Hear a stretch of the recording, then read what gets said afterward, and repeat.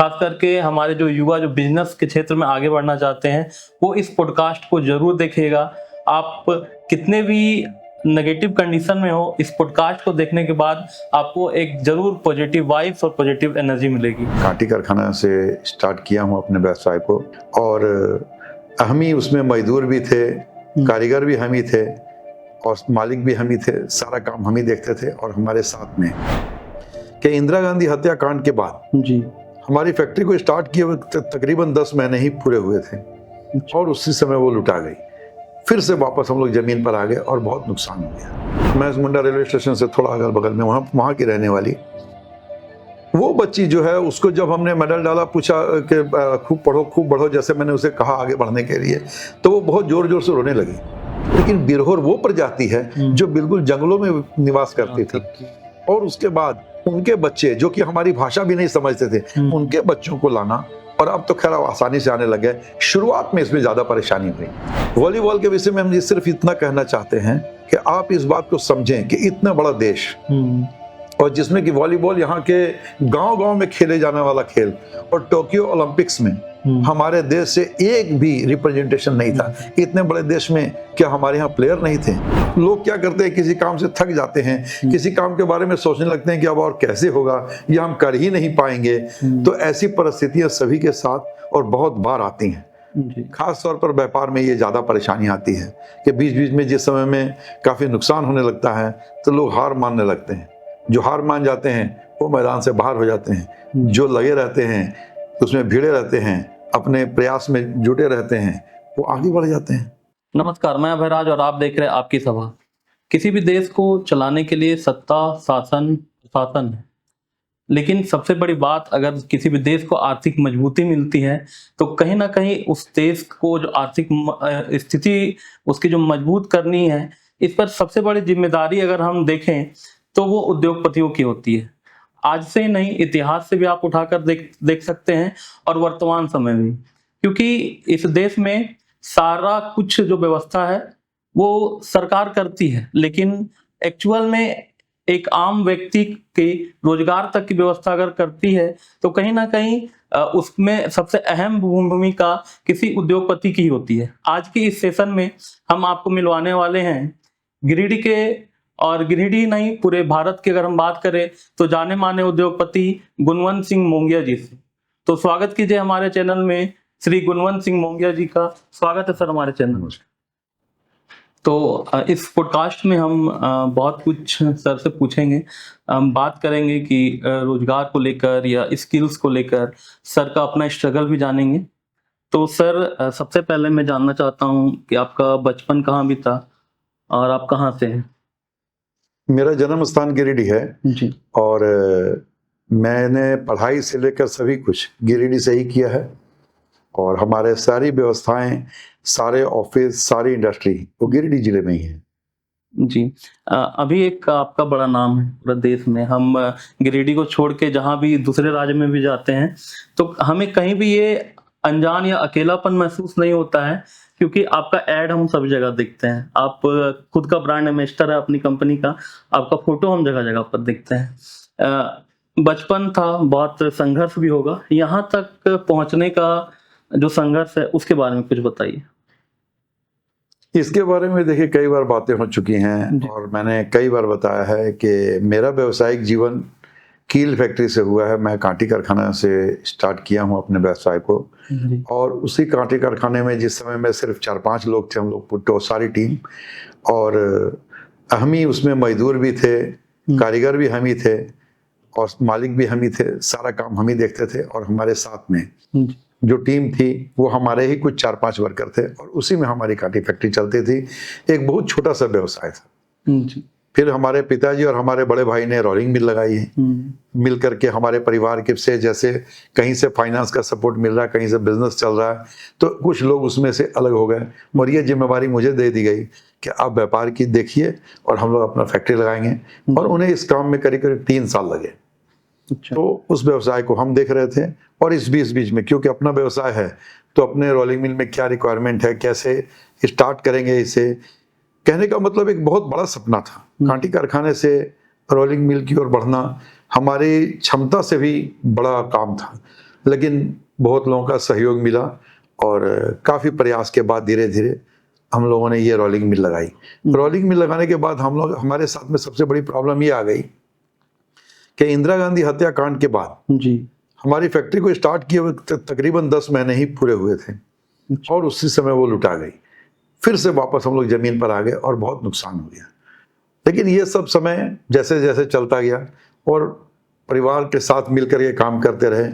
असल जीवन के हमारे साथ में जो हमें जो चैलेंज आया है वो आया है सन 2000-2001 में, जिस समय में अचानक लोहे में काफ़ी जोर मंदी आ गई और मंदी के समय में सब लोग अपना अपना रास्ता देखने लगते हैं और हम लोग भी बड़े हो गए थे।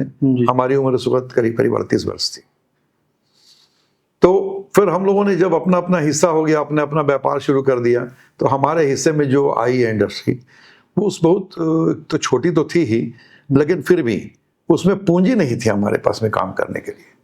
और फिर मंदी के समय में पूंजी भी ना हो तो उस व्यवसाय को आगे बढ़ाना कठिन समय जरूर था। लेकिन जैसे भी बीता हम लोगों ने उसमें भी प्रयास किया और उस समय में बेचना सबसे बड़ी प्रॉब्लम थी कि स्टील बिकेगा कैसे। बिकने का मतलब ये है कि कॉस्ट आना चाहिए।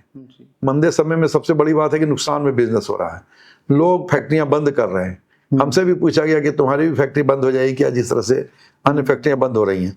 तो हमने कहा था कि सबसे अंत में हमारी फैक्ट्री बंद होगी, अगर कोई एक भी चलेगी तो हमारी ही चलेगी।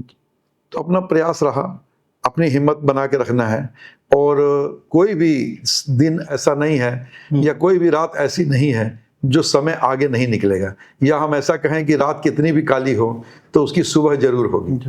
तो इस तरह से अपना प्रयास जारी रखना है और जिस चीज़ के बारे में नॉलेज है उससे हट करके तुरंत से लोग लाइन चेंज कर लेते हैं, बहुत नुकसान और भी नुकसान बढ़ जाता है क्योंकि नई चीज़ फिर सीखने में समय लगेगा। तो ये सब परेशानियां समय समय पर जैसी रही, लेकिन अब हम कह सकते हैं कि व्यापार में हमें कोई परेशानी नहीं है। और जब से हमने अपने नाम से खुद से ब्रांडिंग करना शुरू की, अपनी ब्रांडिंग खुद की और किसी और के सहारे पर नहीं रहे, उसका भी मुझे बहुत लाभ मिला।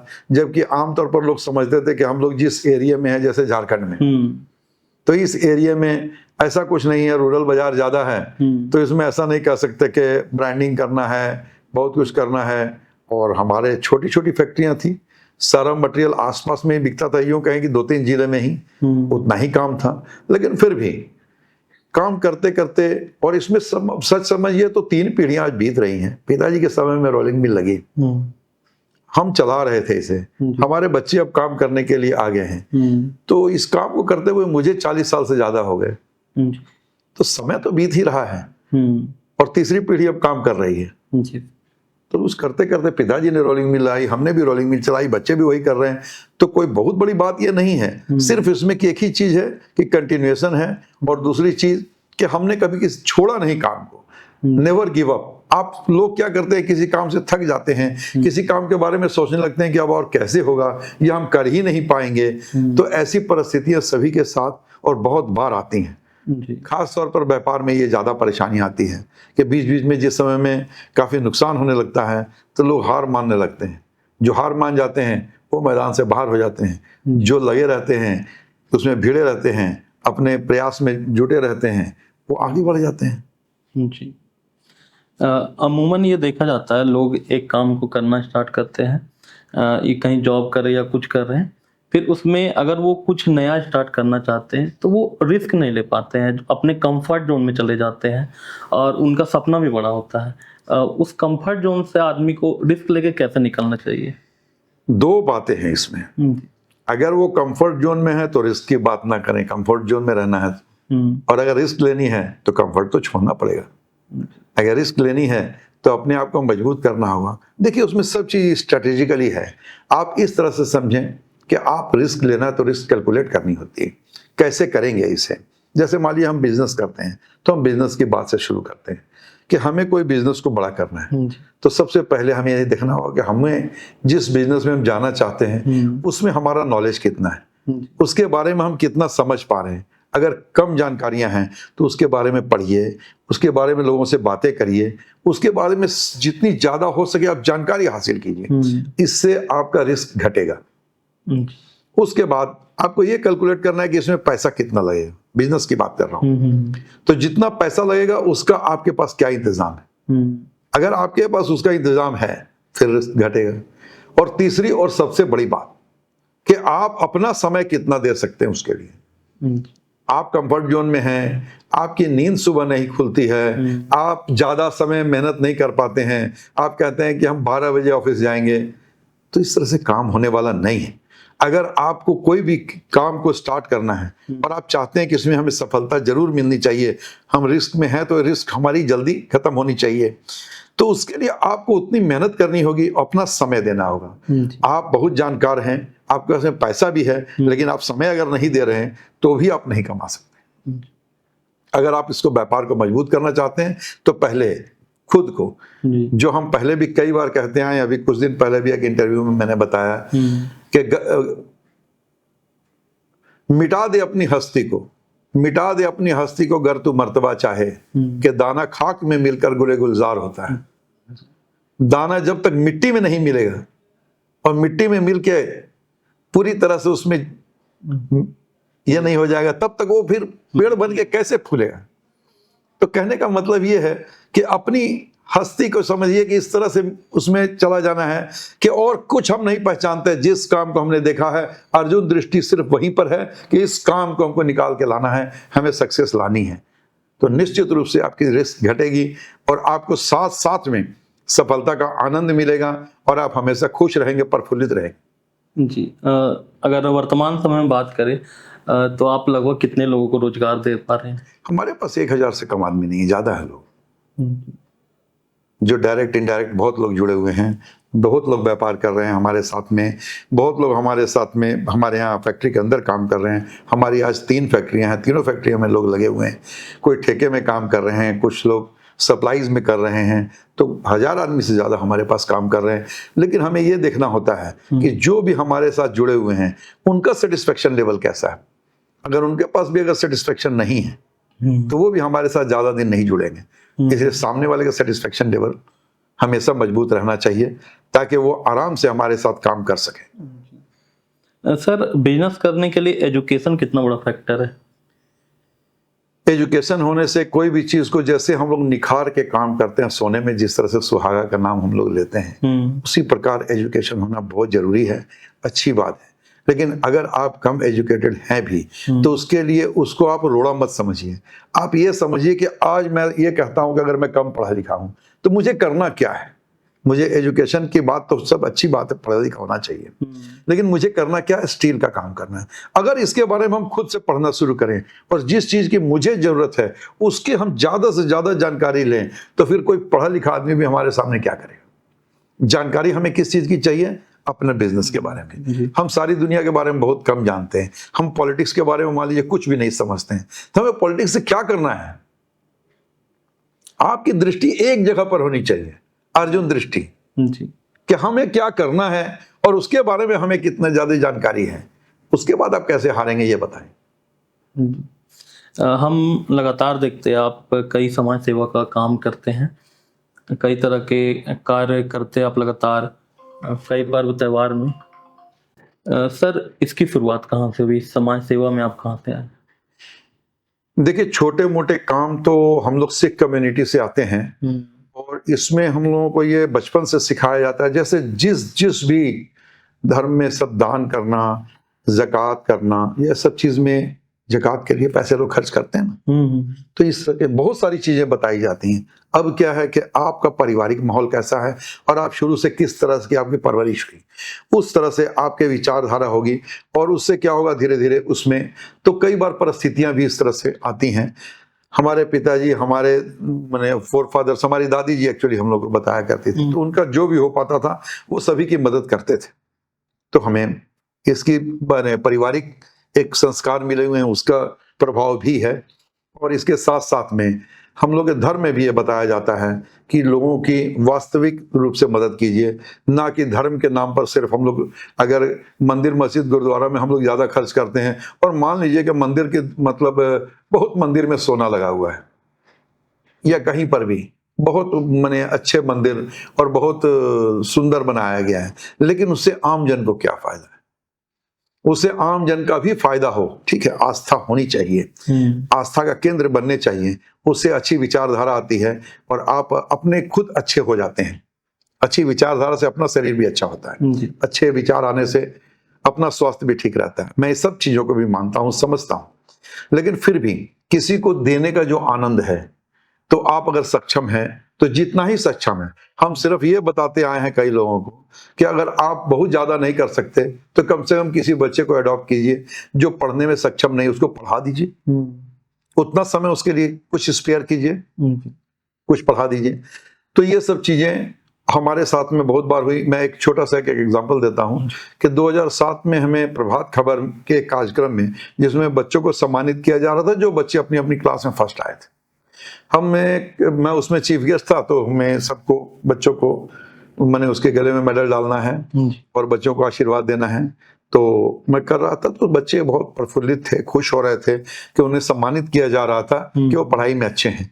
एक बच्ची जो कि यहाँ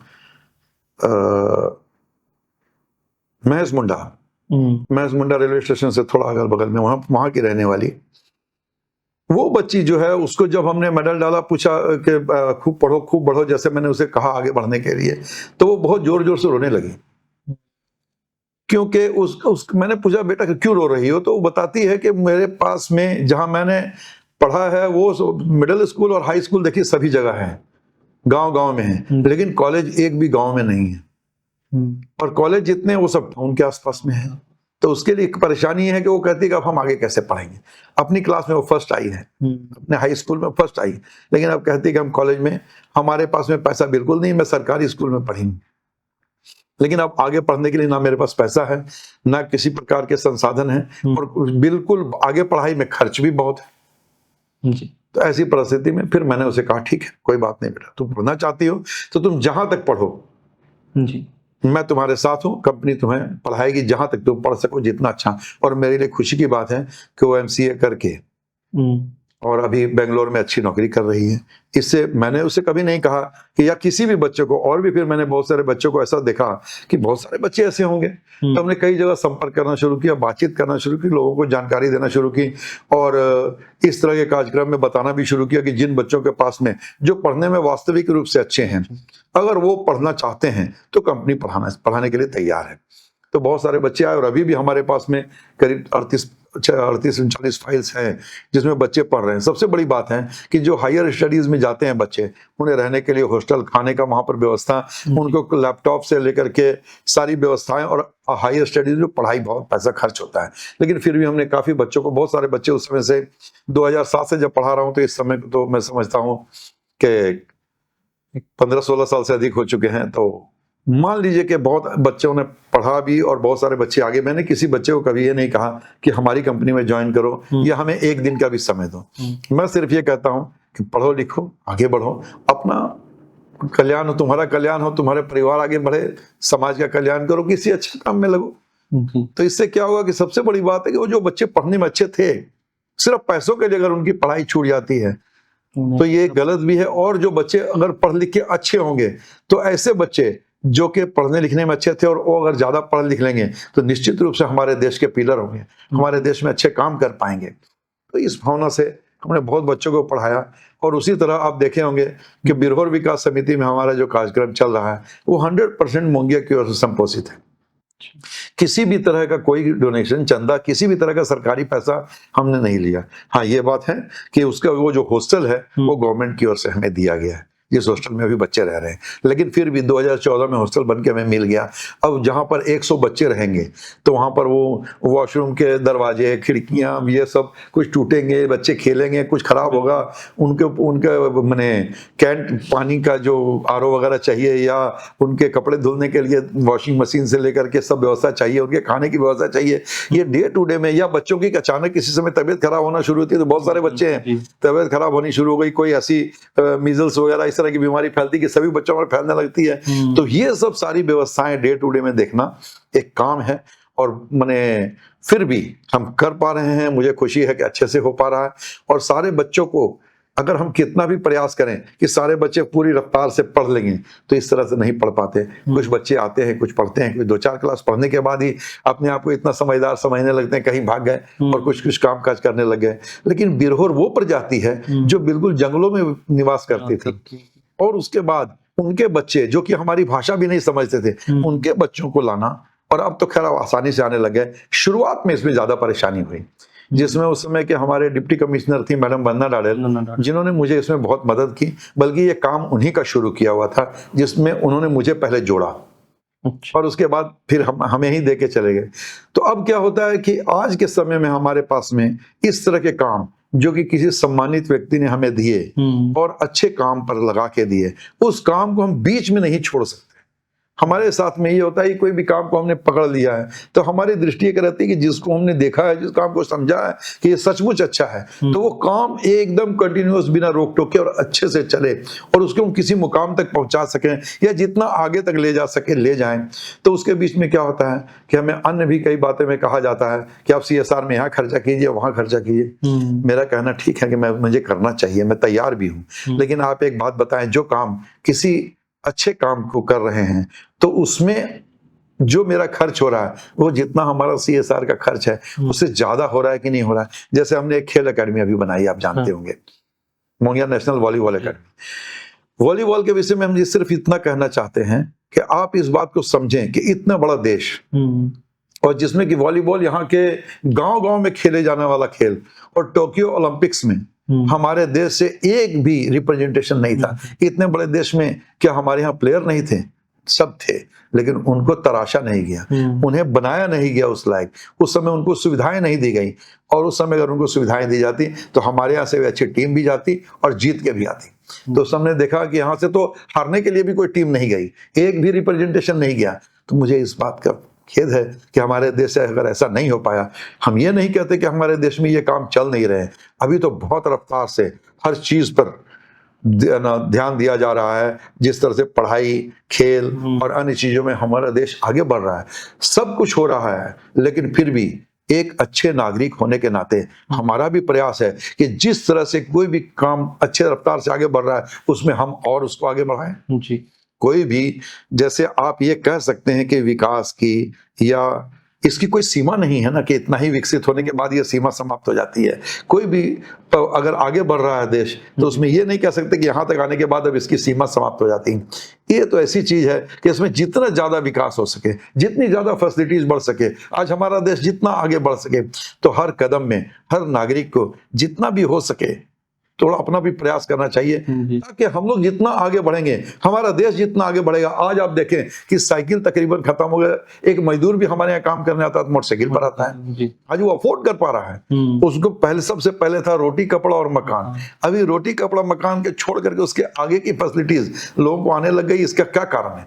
इसका वजह है कि आम आदमी की अब कमाई बढ़ने लगी, अब उनके पास फैसिलिटीज बढ़ गई हैं, तो तब ये सब हो पा रहा है। तो और अगर कमाई बढ़ेगी, हमारा इसके सबसे बड़ा फायदा ये है कि हमारा देश अगर तरक्की कर रहा है तो हम उसी के देश के नागरिक हैं, हम आगे बढ़ रहे हैं, और हमारे आने वाली पीढ़ियों को इसका फायदा मिलना है। अगर हमारा देश ज्यादा रफ्तार से आगे बढ़ेगा तो हम अगर कुछ अच्छा करना चाहते हैं, हमारे सारे नागरिक अगर ये सोचें कि हम कुछ अच्छा करेंगे, तो आप समझे कि आने वाली आपकी जो बाल बच्चे हैं या हमारे बच्चे, हमारे जो पीढ़ी है, इनको क्या फायदा मिलेगा। इस चीज को अगर हम समझ पाए तो निश्चित रूप से हमें अपने देश से प्रेम होना चाहिए, और जितना ज्यादा से ज्यादा हो सके हर विकास में हमारा सहयोग होना चाहिए।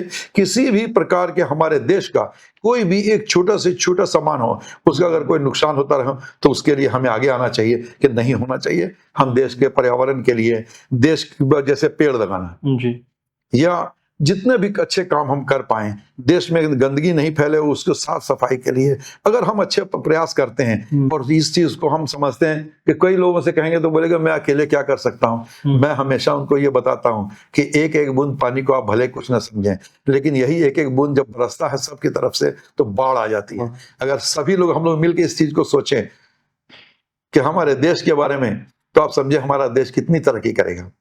जी। तो क्या इसका फायदा हमें नहीं मिलेगा या हमारे आने वाली पीढ़ियों को नहीं मिलेगा? निश्चित हमें इसका फायदा मिलता है, और ये दृष्टि, ये विचार आज हर नागरिक का होना चाहिए, ताकि हमारा देश बहुत तरक्की कर सके और हम सारे दुनिया में जैसे विश्व गुरु थे वैसे वापस विश्व गुरु बन पाए और जिसकी ओर हमारा देश अग्रसर है। जी। आप एजुकेशन पे बहुत जोर देते हैं, इस पर काम भी करते हैं। आपने वर्ल्ड क्लास फैसिलिटी की स्कूल गिरिडीह में लेके आए हैं, उसके बारे में कुछ बताइए। देखिए, जिस प्रकार मुझे तो ये अलग जगाई थी उसी समय 2007 में ही कि बच्चों को पढ़ाना है, बच्चों को आगे बढ़ाना है, तो उसके बीच में उस समय काफ़ी बच्चों को पढ़ा रहा था। लेकिन इस तरह से कुछ कुछ बच्चे हमारे पास में आते हैं, कुछ बच्चे पढ़ते हैं, या बिरहोर विकास समिति में जैसे कार्यक्रम चल रहे हैं, तो सबसे पहले हमने गिरिडीह के टंडा जितने थे आसपास में उनके बच्चों को लाना शुरू किया, और उससे जुड़ते जुड़ते आज गिरिडीह के टंडा में जो बच्चे हैं, 6 टंडा हैं गिरिडीह के आसपास में, फिर कोडरमा के कुछ जुड़े, फिर रामगढ़ के जुड़े, हजारीबाग के जुड़े, इस प्रकार के जो सब जुड़ना शुरू हुए। ये लोग आपस में ही कम्युनिकेशन कैसे इनकी जाती मुझे पता नहीं, लेकिन धीरे धीरे बच्चे हमारे पास में आना शुरू हुए, और सभी टंडा से बच्चे अभी काफ़ी बच्चे आ रहे हैं। और जो भी बच्चे पढ़ना चाहते हैं हम लोग उनके रहने खाने सब की फैसिलिटीज़ दे रहे हैं। ये काम करते करते मुझे ऐसा लगा कि सिर्फ इस तरह से नहीं, एक संस्थागत कार्यक्रम इस प्रकार होना चाहिए जिसमें आम लोग, आसपास के लोग, हमारे गांव के लोग, जहां पर हमारा ये इंडस्ट्री जो हमारी चलती है इसके आसपास में, गांव के पास में कुछ ऐसे स्कूल होने चाहिए जो सिर्फ पढ़ाई ही नहीं, यहाँ के कल्चर, उनके मतलब समझ लीजिए कि सिर्फ पढ़ाई से विकास जो होना है वो तो अलग बात है, लेकिन उनका मानसिक विकास हो, शारीरिक विकास हो, बौद्धिक विकास हो, इसके साथ साथ वो अपने कल्चर को समझें, अपने देश के बारे में समझ पाएं, उस तरह का कुछ हमारे पास में स्कूल हो। और सबसे बड़ी बात है कि अफोर्डेबल स्कूल होना चाहिए। अगर बहुत महंगे बड़े बड़े स्कूल आप जिस तरह से देखते हैं और उनकी बहुत महंगी महंगी फीसें हैं, तो आम आदमी तो उसमें पढ़ा ही नहीं पाएगा।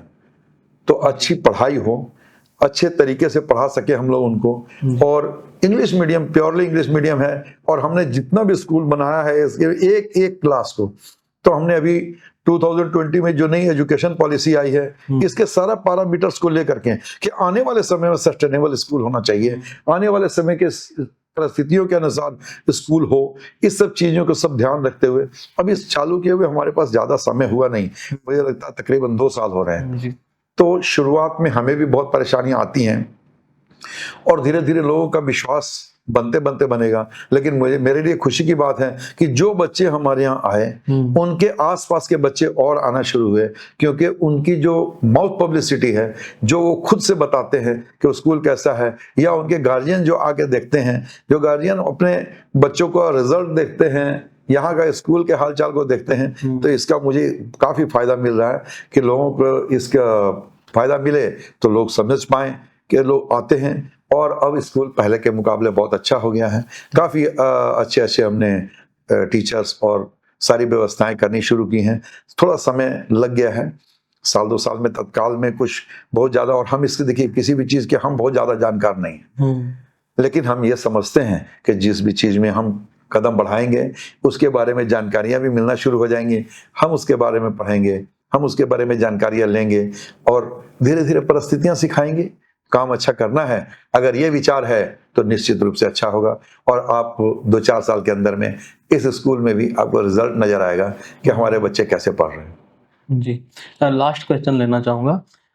हमारा जो अभी एजुकेशन सिस्टम है कंप्लीट, अगर हम झारखंड की बात करें तो थ्योरी बेस्ड हम ज़्यादा पढ़ते हैं, कहीं ना कहीं वो प्रैक्टिकल नॉलेज, वो स्किल सेट जो होना चाहिए उसका उतना डेवलपमेंट नहीं हो पाता है। आप मैसेज क्या देना चाहते हैं? स्किल बेस्ड होना युवाओं को कितना जरूरी है अभी के इस कॉम्पिटिटिव दौर में?